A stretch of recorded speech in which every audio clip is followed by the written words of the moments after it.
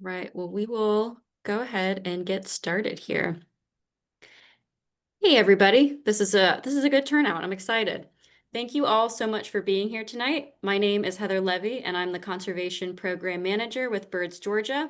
We are a nonprofit organization dedicated to building places where people and birds thrive.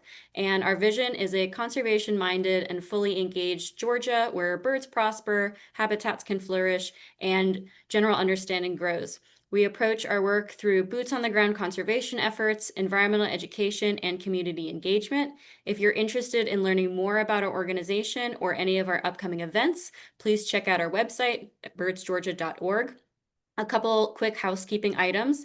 If you have any questions during Bob's talk, please put them in the Q&A section and we will get to them at the end of his presentation. This webinar is also being recorded and will be uploaded to our YouTube page within the next couple of days. I'm very excited to introduce someone near and dear to me, Dr. Bob Cooper. Bob was my major advisor for my master's work at UGA, and since then we have had the pleasure to continue to work together. After teaching ornithology, statistics, and conservation science at the University of Georgia for 25 years, Bob Cooper is now Professor Emeritus in the Warnell School of Forestry and Natural Resources at UGA. Bob obtained his BS and master's degree in forestry from the Warnell School, a second master's in statistics from the University of Wyoming, and a PhD in wildlife biology from West Virginia University. He has studied birds in a variety of forest ecosystems, and for over 40 years, he has authored or co-authored over 160 peer-reviewed articles, book chapters, and published government reports, many of these on habitat management related to birds. He's a fellow of the American Ornithological Society, past president of the Coastal Georgia chapter of the Audubon Society, and currently serves on the board of directors for Birds Georgia. Bob is truly a wealth of knowledge, and I'm very excited to hear his presentation. And with that, Bob, I will hand it over to you. Well, thank you, Heather, for that very kind introduction. Good evening, everybody. I'm really glad we could be together this evening to discuss this topic that's near and dear to my heart. Uh, uh, Actually, in going back and looking at some of the more recent literature on habitat management for non-game birds, I was reminded that this is a really broad subject. I mean, entire university courses are devoted to this topic. Entire extension courses are devoted to this topic. And so out of necessity, if I'm going to cover a lot of different sort of areas within this topic, I almost out of necessity need to just touch on a few sort of superficially.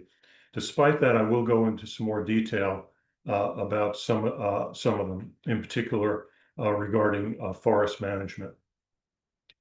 Um, uh, yeah, I also was not sure of my audience for this talk, and I assumed there would be a number of people that are primarily interested in birds, and that hopefully, you could learn something about habitat management for birds and for other non-game wildlife.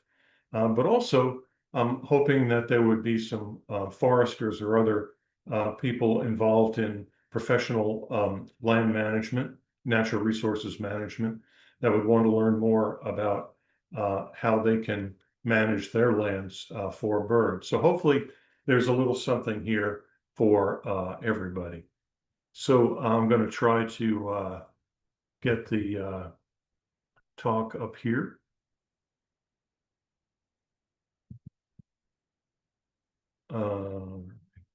It's not what I wanted, but that's not the slide I wanted anyway. Hmm.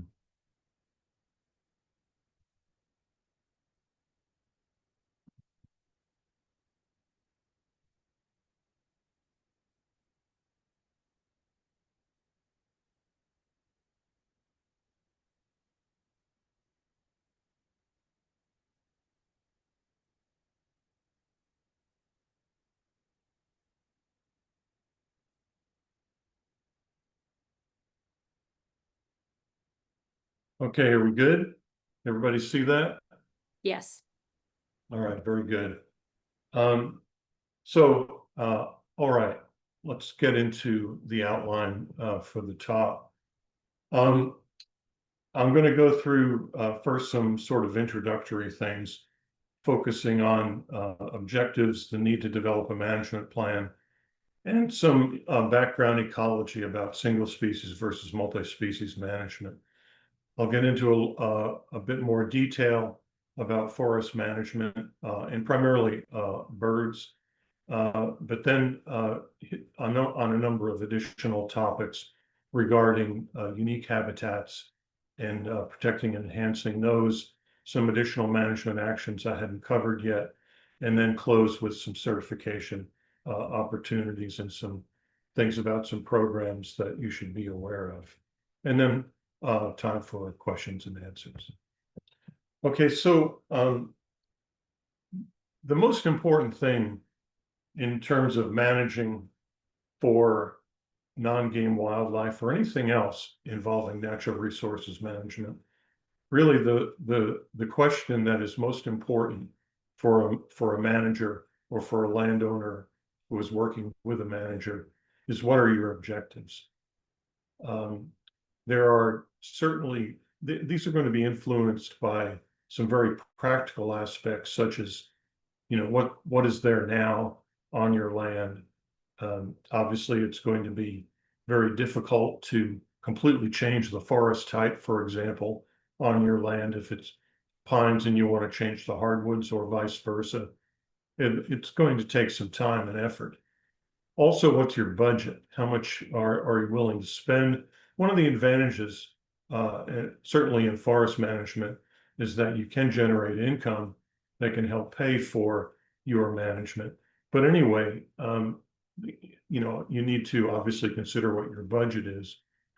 But the most important thing, I think, in determining your objectives is, what are your values? What is it that you value about your land? Um, in some cases, you may primarily be interested in generating income to support your family. In that case, you're talking about, something involving active forest management. But just as valid might be a set of objectives that are primarily involved with just enjoying the aesthetics of owning forest land. You may be interested in having in doing sport hunting on your land.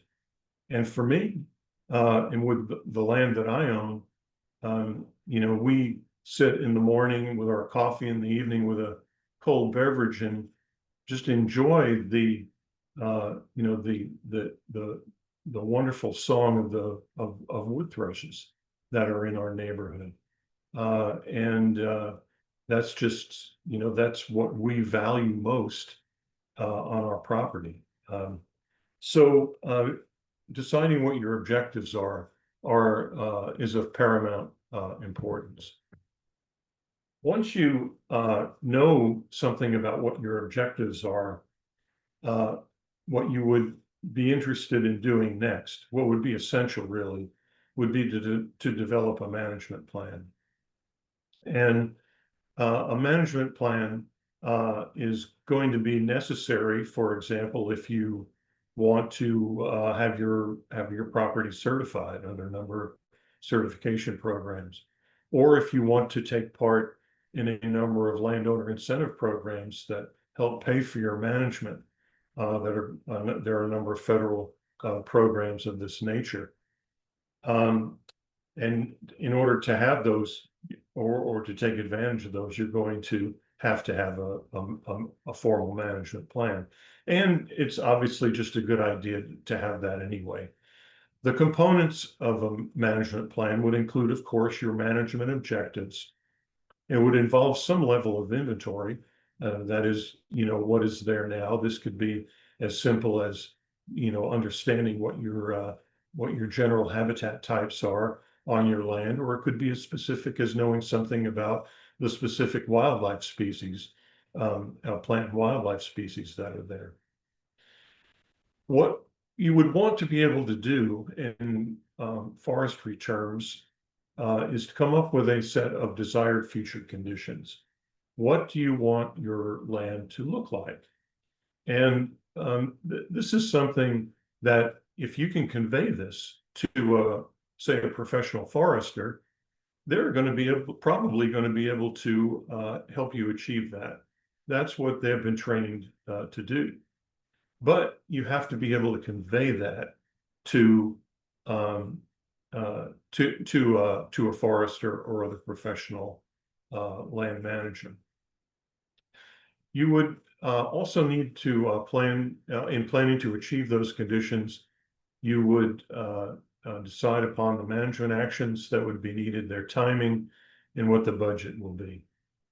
Now, in terms of getting assistance to develop a management plan, fortunately, there are a number of professionals that are available to do this. Some are free, and some will cost money.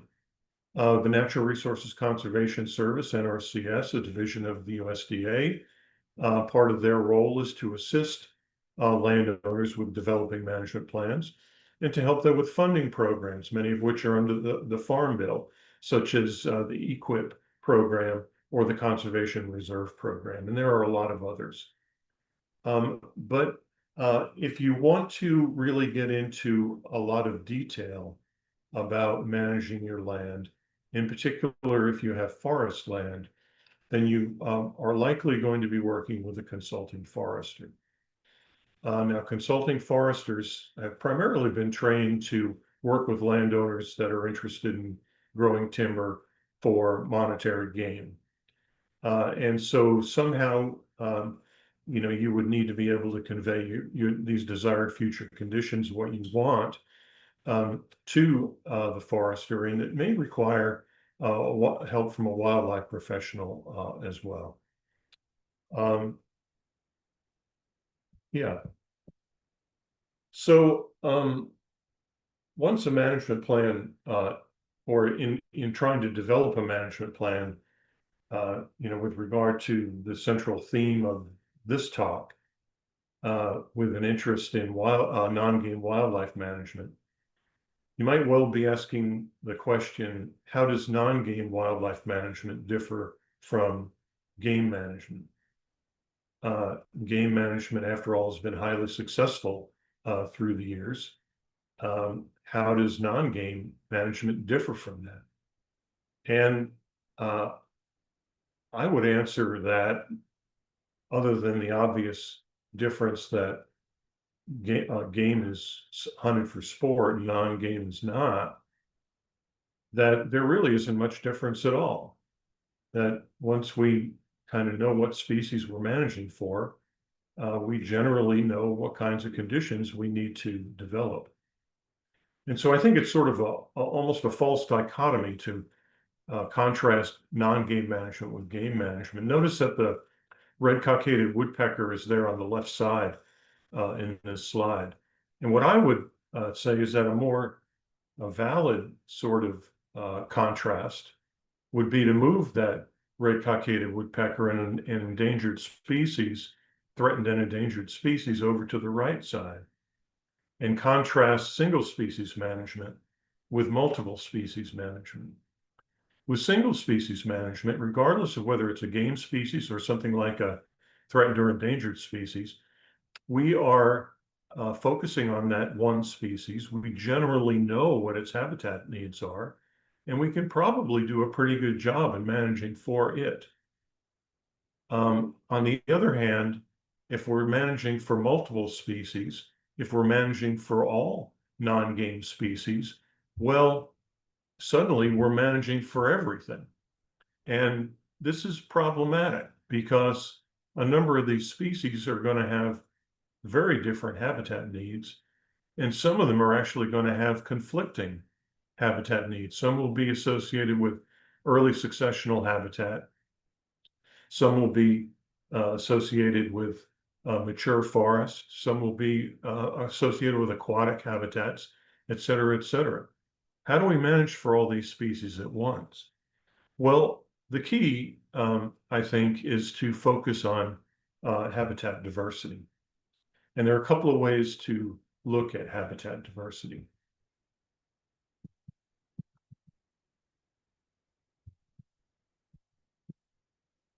As an academician, I'm sorry, I can't help but show a graph. This will be the only graph in the whole talk, I promise.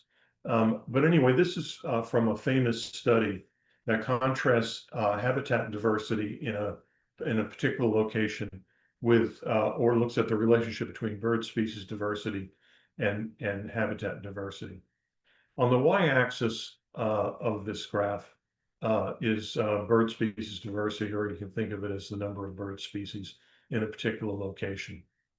On the x-axis is what's called foliage height diversity. Think of putting a laser beam on a forest floor and projecting it up vertically through the canopy. The more places where it intersects foliage, the greater the foliage height diversity. And so a place with a maximum amount of foliage height diversity would be one like that's depicted in the little sketch here that has foliage in the canopy layer, mid-story layer, shrub layer, and the ground layer. And those places, not surprisingly, are going to have the greatest number of bird species. The places on the lower left on this graph would be places that have only one or maybe two of these layers present, and they're just not going to have as many bird species. This is what we can refer to as vertical diversity. And the more of that we have, the more, at least in the case of birds, the more bird species we'll have. This might suggest that we should try to manage for say a mature forest structure, a complex structure like we see in old forests, where we're going to get the maximum number of species. But there's another kind of habitat diversity as well. And this is horizontal diversity. And in this case, we have a larger area of forest, and this forest is comprised of a number of different stands that are of different ages. Some of them are very young stands and have only full of vegetation on the ground level. Some are a bit scrubbier and shrubbier. Some have mature forest. Now, each one is going to have low, at least bird species diversity in it based on that graph we just saw. But taken together in the whole forest, we're likely to have as great habitat diversity that we saw with the high vertical diversity in a single location, then over the entire area, we're likely to have a greater diversity in habitat structure as we saw previously. So there are a couple of ways to achieve this habitat diversity, vertically or horizontally. Which brings us to forest management. I'm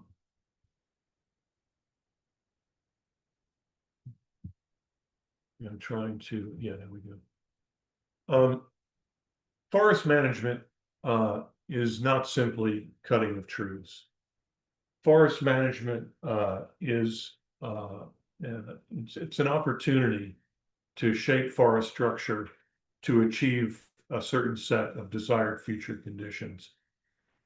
Usually, timber harvest for monetary gain is an objective in forestry. But increasingly, we're seeing that creating a forest with other objectives, such as aesthetics or wildlife, is increasingly common. Certainly in our state wildlife management areas and in our national wildlife refuges, forest management for wildlife is the objective. So in forest management, there are, I suppose, a number of ways to categorize the different kinds of silvicultural systems we can use.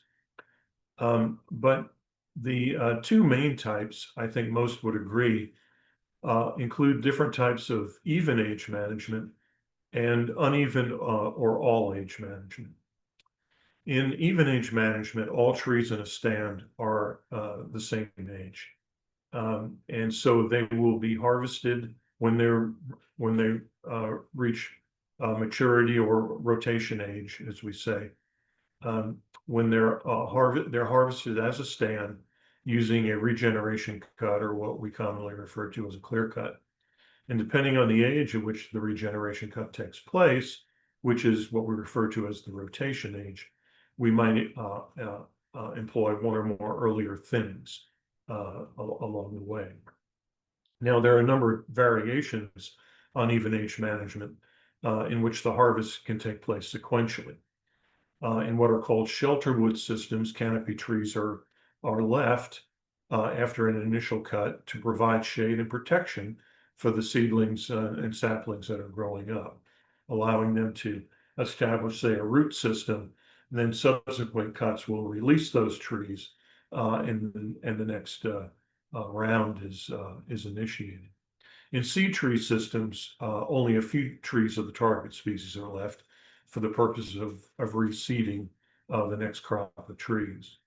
Now, in all age management, single trees or small groups of trees are going to be harvested. And so this is a way to maintain that mature forest structure, that complex forest structure with high vertical diversity.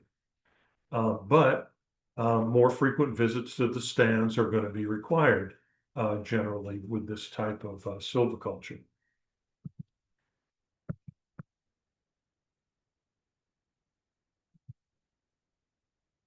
So then a question that I might pose for you is, which of these general types of silvicultural systems are likely to have more species, more, in this case, more bird species? The even age silviculture system on the left, which has a number of early successional stands and the mature stands and the intermediate stands, or the system on the right, with the all age system that has basically maintains this mature forest structure over the entire forest. Which system is likely to have more bird species? Well, it's really a trick question. It depends on a number of different factors. What tree species are we talking about?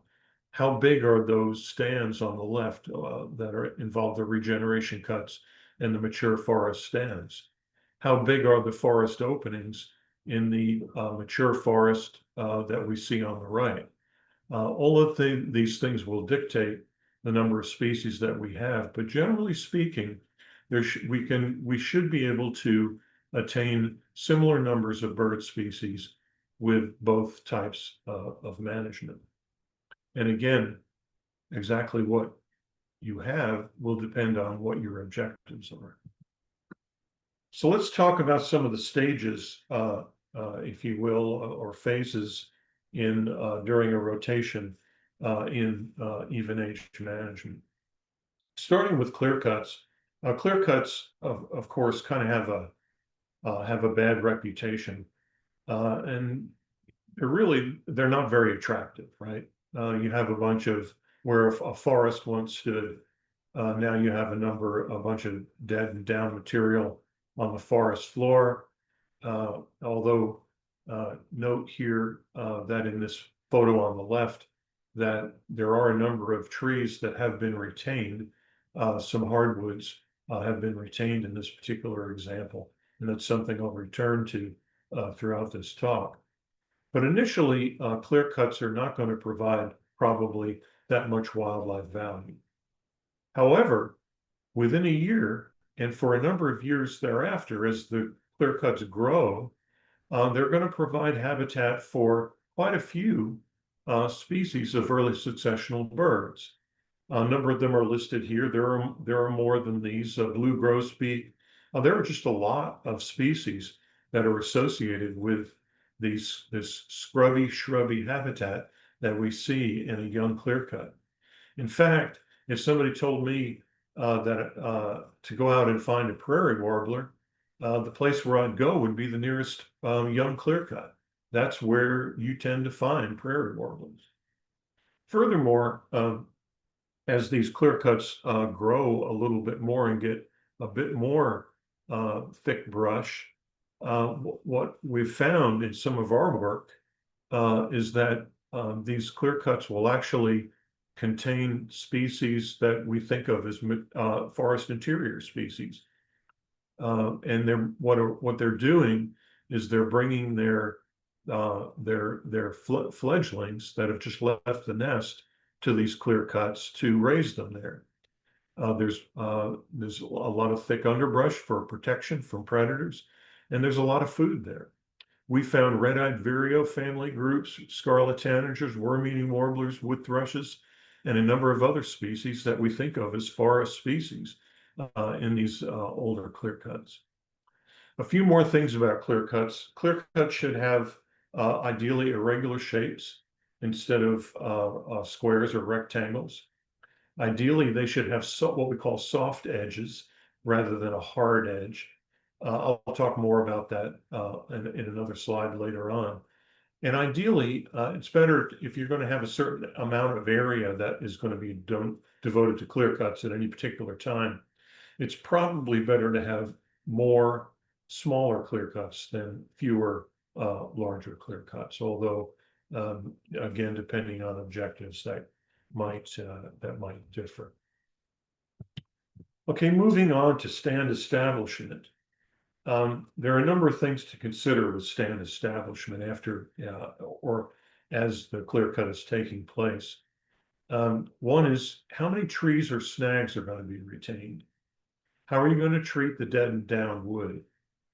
Are you going to plant trees, or are you going to rely on natural seeding? If you are going to plant trees, what's the spacing of those seedlings going to be?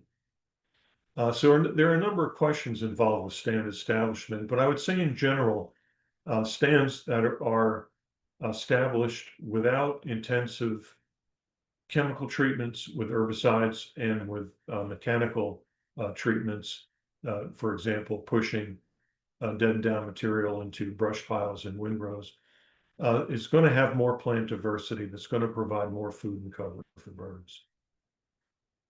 And so there on the left, leaving down wood in place is going to be the most desirable thing to do.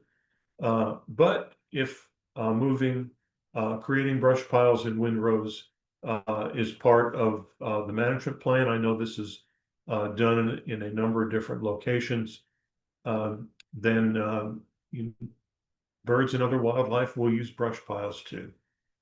And in general, this is an opportunity to make the comment that probably a number of other people in this series are going to make too.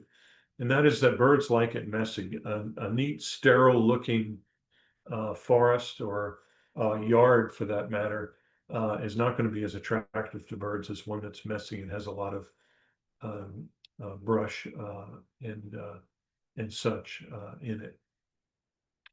Okay, moving on.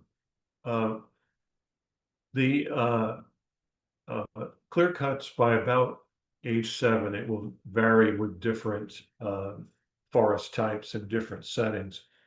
But maybe by around age 7, the canopy is going to close. The trees are going to grow up and they're going to block out the sun from reaching the forest floor. And so most early successional bird species are going to disappear. And this photo on the left depicts a forest stand that probably most of us have seen driving down the road somewhere in Georgia, that this about 15-year-old pine stand is going to have very little wildlife value. And so thinning, removing trees in much the same way that we thin our vegetables in our garden, are going to reduce competition for the remaining trees, benefiting those. But for wildlife, it allows sunlight to reach the forest floor. And what you end up with is a situation like that photo on the bottom, where suddenly you begin to have that shrubby, scrubby understory that takes on sort of that appearance we were just looking at in the clear cuts. And this is best done for wildlife, is done as soon as possible after crown closure. Thinnings can be pre-commercial, and that is not done for any kind of monetary gain, or they can be commercial. and they can be done in strips or for by removing individual trees, or both. And all of these will accomplish those objectives. Okay, a little bit more about shelterwood and sea tree approaches. The As the schematic here shows, this is very similar to what we saw with the even age even age management, except there are a series of cuts made that leave a substantial number of trees for a variety of purposes. For seed trees, again, this is designed to seed the next generation of trees on the in the stand. Seed tree options leave about 10 to 15 mature trees per acre, and this would again depend on tree species. There on the bottom, we see an example of shelterwood cut, and these use a series of cuts. The first one might will open up the canopy a little bit, but will provide a favorable microclimate for young trees to develop. Um, the subsequent cut would allow regenerating oaks that have sprouted from acorns and developed a root system at this point in this favorable microclimate. It would allow them to be released. And oaks can grow very quickly. They're actually a fast growing species once they have established that root system. We tend to think of oaks as being mature forest trees, but they're actually shade intolerant, and they need a fair amount of open space in order to really grow. And so the shelterwood method is used quite frequently in oak silviculture. And actually, an interesting study was done with trying to create habitat for cerulean warblers. Cerulean warbler is a deciduous forest bird species that is of special concern, and they like a forest structure that features super emergent trees, a few trees that are larger than the rest of the canopy. And that's what you get with a shelterwood cut. And so the forests were cut specifically with cerulean warblers in mind, and they were successful. They were able to attract cerulean warblers to those plots and a number of other tree species as well. So let's switch over to uneven age systems, single tree selection and group selection. Single tree selection is going to promote an aesthetically pleasing mature forest structure. And it's going to be the kind of silvicultural system that's going to maximize our vertical diversity. But it comes with sort of a trade-off. Single tree selection is going to be the most labor intensive system, because anytime you want to have a commercial cut, virtually every part of your forest is going to have to be visited with heavy machinery. In these cuts, individual trees that are ready for market are removed, and low value trees are removed as well. It's especially desirable in sensitive areas such as floodplain forests. It is difficult to regenerate a number of forest stands in the South because these forests will tend to be too shaded. So an example would be the oaks I just talked about. The openings that are created that mimic sort of individual tree fall gaps are just not large enough to regenerate oaks. Same with southern pines. So a solution there is to use a modification of this system called group selection. Group selection removes trees in groups and creates larger openings that are going to promote regeneration of these shade intolerant species, such as oaks. And if they're large enough, if the openings are large enough, you can attract some early successional bird species as well. And this is a way, this uneven age forest management is a way to promote so-called forest interior species. Now, forest interior species are species that live in the interior of forests, as the name suggests, rather than on the edges. And so this type of management would promote large expanses of mature forest and would favor these species that like forest interiors, like scarlet tanagers, black-throated blue warblers, and there are a large number of other forest interior species as well. There's one more thing to talk about with forest management, and that is the no action option. I don't want to give the impression that if you are a forest landowner, that in order to have birds or other non-game wildlife, that your land has to be under active forest management. The no action option is always there for a forest landowner. And in particular, if one of your objectives involves climate mitigation, then maintaining a mature forest is a good option. Forests, especially older forests, are going to perform many important ecological functions. There is no better filter for clean air than a mature tree.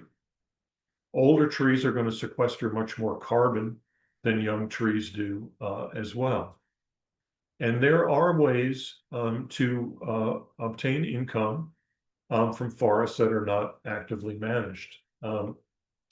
You can put your land in a conservation easement. There would be tax breaks, because after all, you will have to pay taxes on your forest land, and you can get breaks on those taxes by putting it in a conservation easement.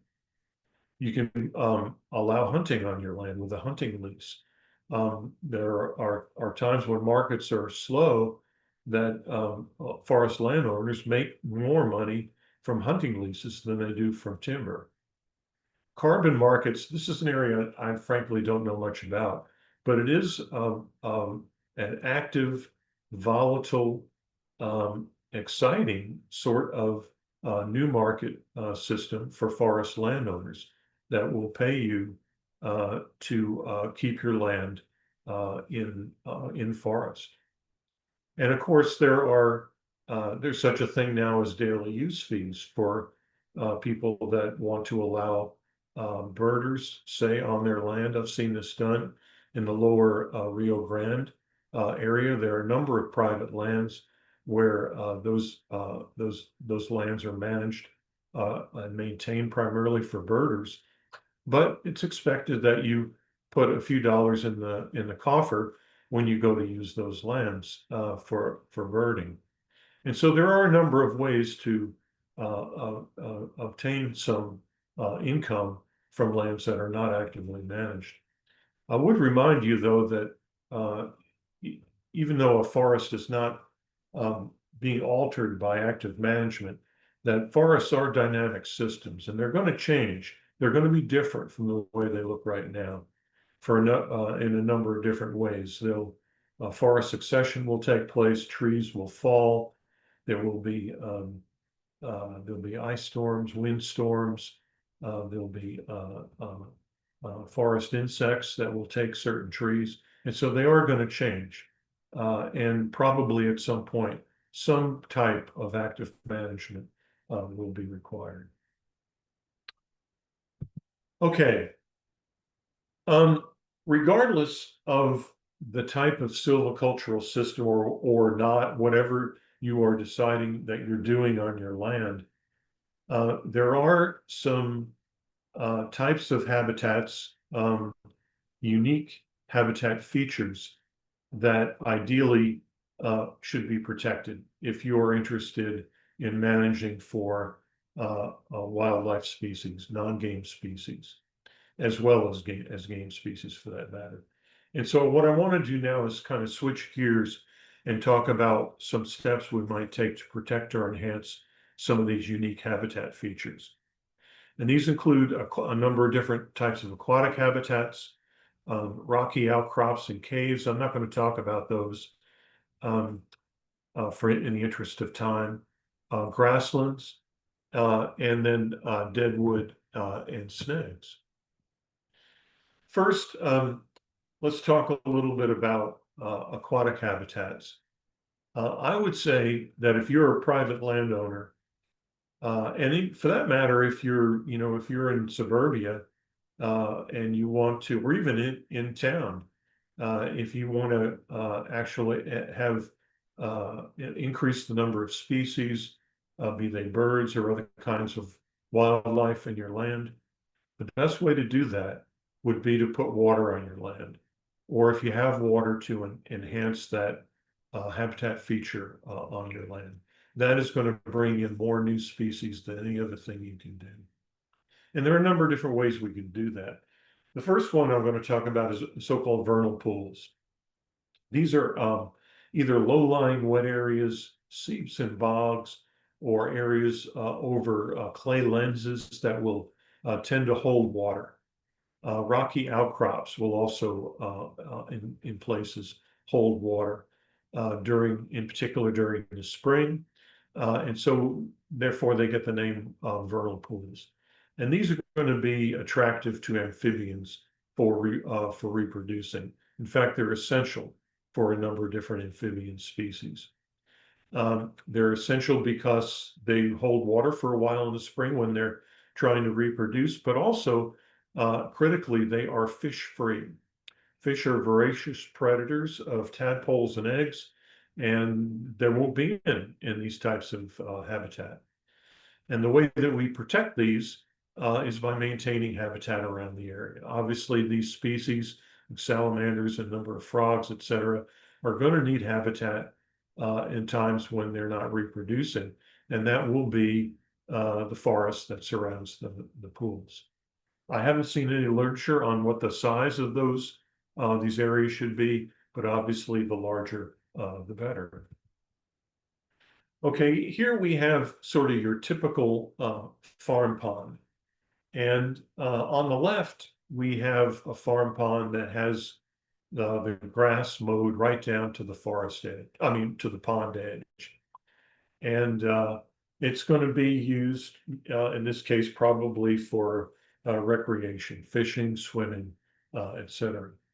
It's going to get some wildlife use, but nowhere near as much as you could get if you could just make some slight modifications to it. Allows vegetation to grow on the edge of the pond. If you can maintain areas of shallow water and allow emergent vegetation to grow, that's going to provide habitat for even more species. You begin to get more amphibians in there, as well as birds and other animals that are going to hunt them. And furthermore, if those areas are shallow enough, you might also be able to maintain or have some spots for amphibians to reproduce, because fish might not be able to get there. And you still get the recreational benefits of having these ponds. But clearly the pond on the right is going to have a lot more wildlife use than the one on the left. The third aquatic habitat I want to talk about are so-called streamside management zones, or riparian buffer zones. And these are really, really important in forested landscapes that are actively managed. That photo on the left depicts a number of pine stands that have been clear cut, but the streamside habitat has been retained. And so this may be the only hardwood habitat in this entire area. And so it's going to be important for that horizontal diversity that I talked about. And inside that riparian zone, it may look like that photo on the right. Protecting the stream like this will protect water quality, and it will also provide habitat for hundreds of species: fish, amphibians, reptiles, mammals, and of course birds. There are several bird species that are specifically attracted to riparian areas in the south. We have a stream on our property, and we have Louisiana water thrushes nesting there, and that's exactly what I was hoping for when we moved there. Also, the Acadian flycatchers are common species in riparian areas. They require trees over the stream to nest in. And there are a number of other bird species that are going to be more common there too. A frequent question is, how wide do streamside management zones need to be? When we were studying this years ago, this was a question everybody asked us. And the answer will really vary depending upon the location, the slope, the type of stream, is it ephemeral or intermittent, and a number of other factors as well. And so in Georgia, there's a required buffer of 40 feet per side for stream protection for intermittent, no, for perennial streams. I'm sorry, perennial streams. But if you really want to maximize, say, bird occupancy, more like 150 feet on each side would be ideal. And actually, uh, many of you know Bob Sargent with Georgia DNR. He studied this topic for his PhD at the Savannah River site. And so streamside management zones, I'll mention those here in a bit as well when we talk about forest certification. Okay, moving on to some other unique habitat features. For whatever reason, we don't think about grassland conservation quite so much in the Southeast as we do, say, in the Midwest. But historically, the Southeastern landscape featured numerous ecosystems that were predominantly grasslands.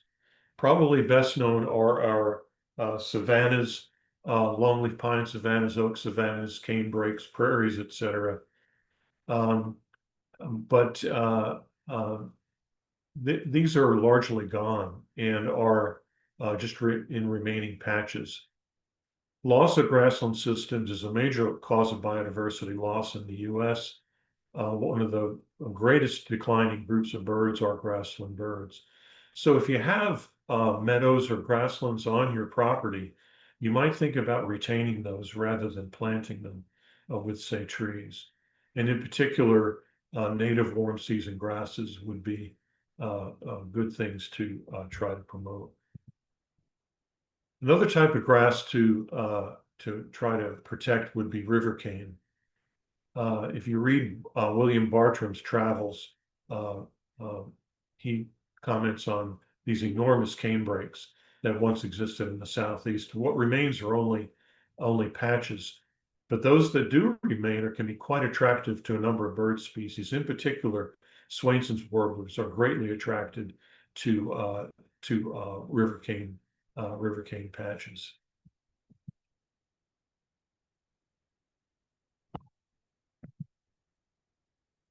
Deadwood and snags. There's a whole suite of bird species that use that are cavity nesters that make their homes in snags. Of course, those that create the cavities themselves we refer to as primary cavity nesters. These are principally woodpeckers, but also include nuthatches, chickadees, titmice. But there's a whole group of secondary cavity nesters, mostly songbirds, that use these cavities that are created by the primary cavity nesters.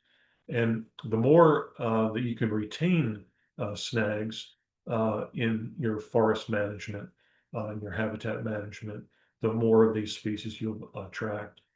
And in particular, a large multi-trunked snag like the one there on the right can house multiple species at once. I remember a bald cypress, dead bald cypress we had in one of our bottomland sites had 6 different species nesting in it. In terms of how many snags to try to maintain, I've seen a recommendation of 3 to 5 snags per acre is a good target. Um, and retaining a few live trees as well as snags in a regeneration cut, possibly in clumps, a so-called stringer, is going to be especially beneficial. Of course, if you're talking about snags in areas where people are working and playing, you must consider safety as well. I talked about deadwood. Leaving deadwood post-harvest allows recycling of nutrients trapped in the wood and is going to provide food and shelter for all manner of organisms. Okay, there are a few other management actions that I didn't talk about that I think are important to mention. One involves edge habitat, and edge habitat, of course, is the transition zone between adjacent habitats. And this was emphasized by Aldo Leopold, long ago by Aldo Leopold in his 1933 classic book, Game Management. Primarily because a lot of the species that are game species are associated with forest edges. But we've learned in recent years that edge effects can be negative too. A so-called hard edge, such as what we see in the upper right, will often be used by mammalian predators as sort of travel lanes. And by providing more of a soft or feathered edge, will soften this effect and create more of a buffer for the adjacent forest. It'll essentially increase the amount of interior forest in that adjacent forest. Also, if it's large enough, edge specialists are going to nest there as well. I could imagine blue grosbeaks, indigo buntings, etc., nesting in that habitat. Food plots are quite common in the South. They're popular in the South. And while I might prefer an open habitat like this be devoted to something like native warm season grasses, food plots are popular and they're used to enhance the nutrition of game species such as deer, turkey, bobwhites, etc. These openings are going to increase your horizontal diversity and will attract a number of bird species. Um, the only thing I would recommend here is that some of the species that are typically planted in food plots are exotics and some are invasive, including Japanese honeysuckle, autumn olive, bicolor lespedeza, and I would recommend that you substitute these with native plants that are good counterparts to these. And speaking of invasive plants, um, other talks I think in the series are going to talk about this more, but I wanted to mention it too briefly. Um, in your, I think probably most forest landowners are going to be dealing with some type of invasive plant species. And a lot of these are going to be exotics. These host few, if any, native herbivorous insects, which of course are primarily what birds are going to be eating. And as invasives, they're going to outcompete native plant species, and they can be very difficult to eradicate. Controlling them is likely going to require a combination of treatments, including herbicides, especially if you have to control them on a large scale. Several of these species, such as Chinese privet, mahonia, tallow tree, also produce copious amounts of fruit and are dispersed by birds. And you might think, well, that's good, you're providing food for birds. But that's really how they spread and how they become so invasive. We just got done battling about an acre of that leather leaf mahonia, and some of our neighbors just had all kinds of birds visiting those plants, eating those fruits and dispersing them all over the place, probably all over our property again. And of course, prescribed fire is the other last management action I wanted to talk about. Um, Fire was a historically important disturbance factor in many southern ecosystems, most notably in longleaf pine savannas, and is required to control incursion by woody vegetation. It's also essential for germination of certain plant species in these types of habitats. It's also useful in forest habitats for increasing soil fertility and stimulating growth of herbaceous plants that are used by wildlife.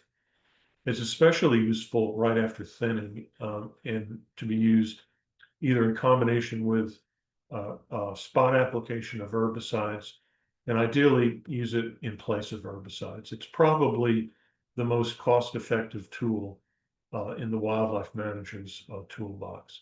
And along with thinning of forests, is one of the most valuable things you can do. Okay, the last topic I'm going to talk about is certification. Um, a number of years ago, the forest products industry wanted to take a more proactive approach to their forestry in terms of creating a more sustainable form of forest management, and they created the Sustainable Forestry Initiative. And it now is the world's largest forest certification standard by geographic area. And what they've done is they've provided a number of standards for forest management using so-called best management practices and allows for certification of forests that meet those standards.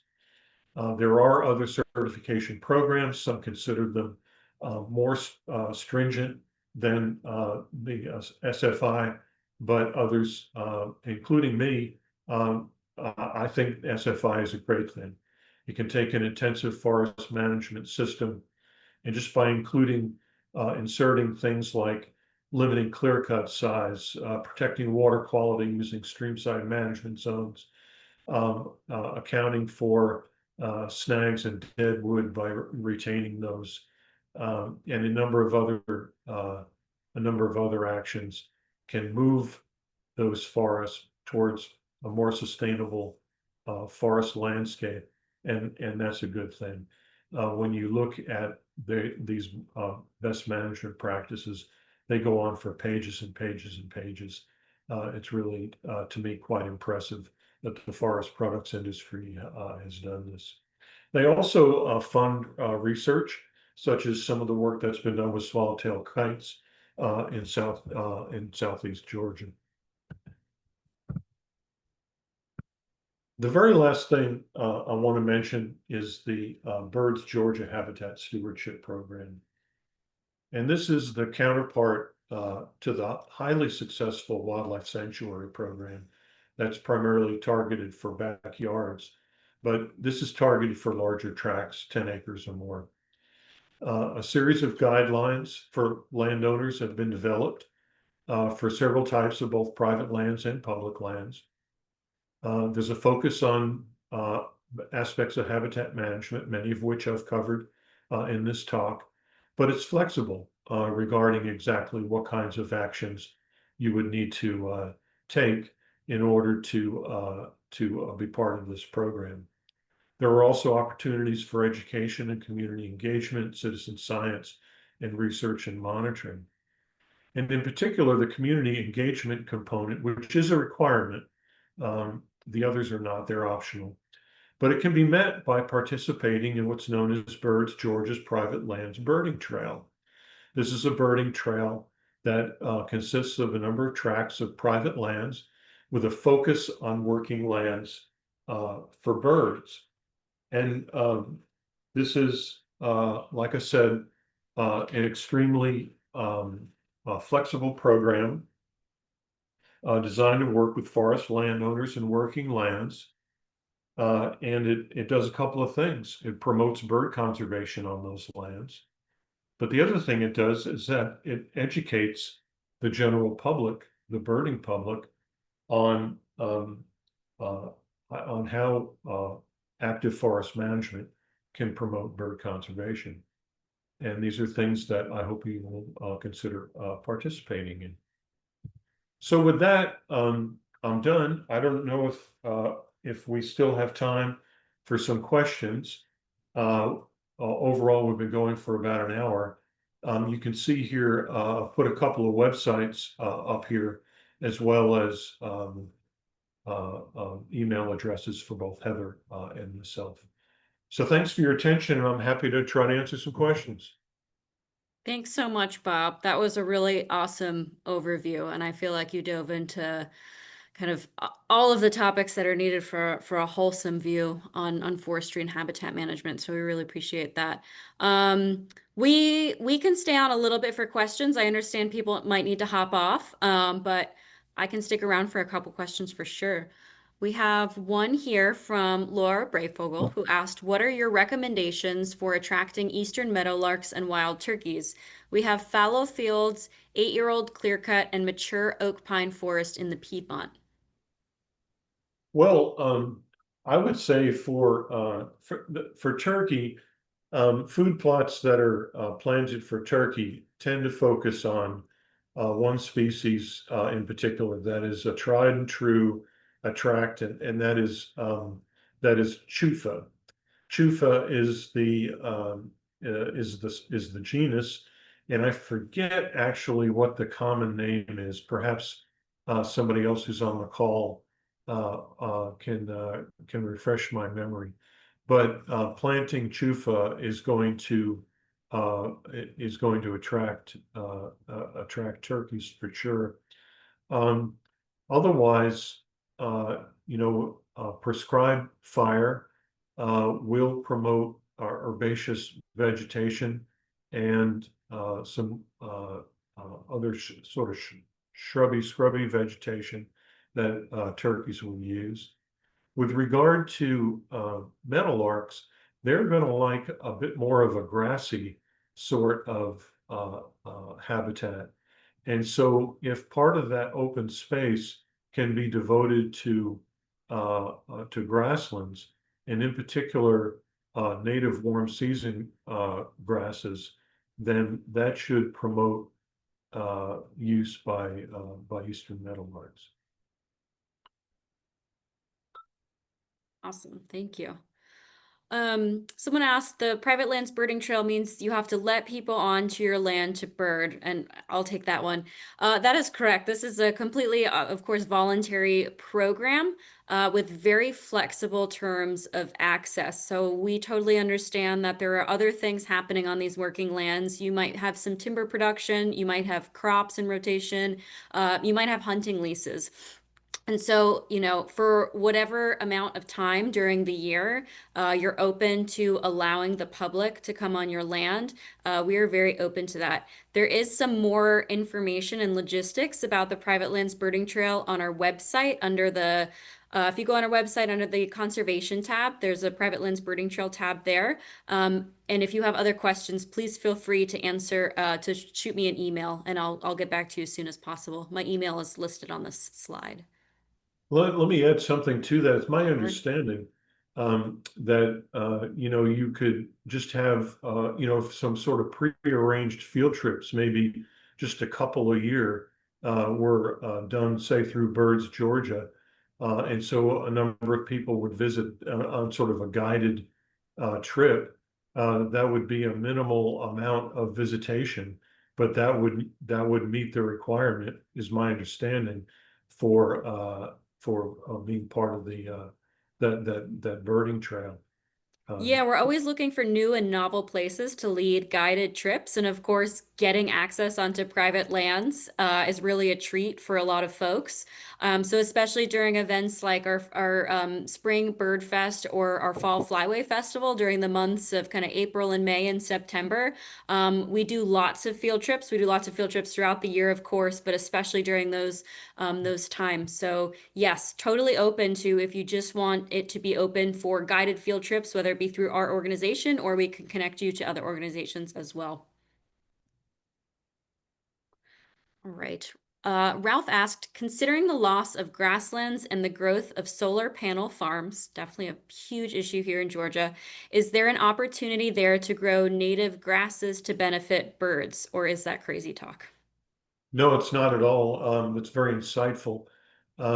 There are several efforts that are involved with trying to optimally site solar farms to minimize negative effects on open habitat wildlife species.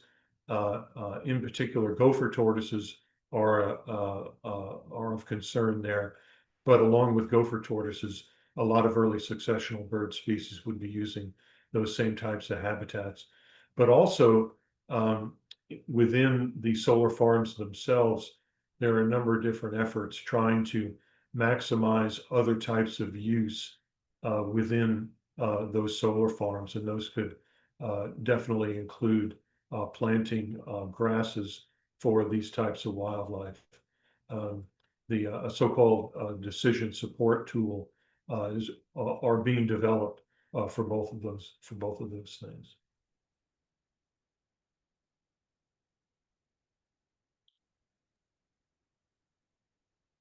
Are there any other questions folks have while Bob's still on?